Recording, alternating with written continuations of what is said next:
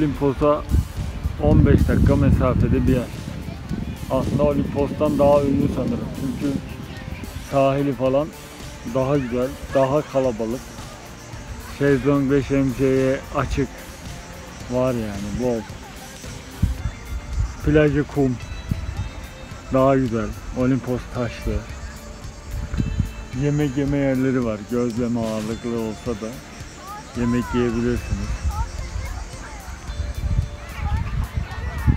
Deniz çok güzel.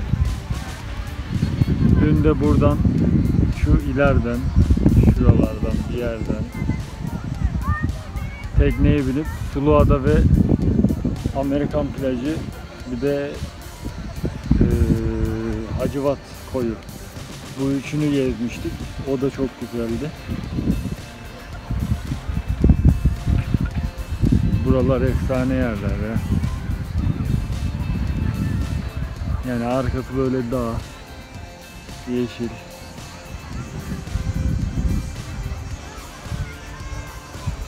Fiyatlardan da bahsedeyim. Arabayı park ettik. Günlük 5 lira.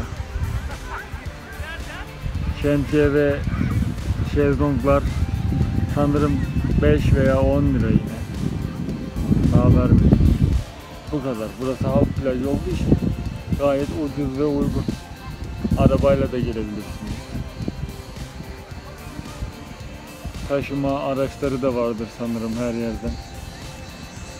Güzel bir yer.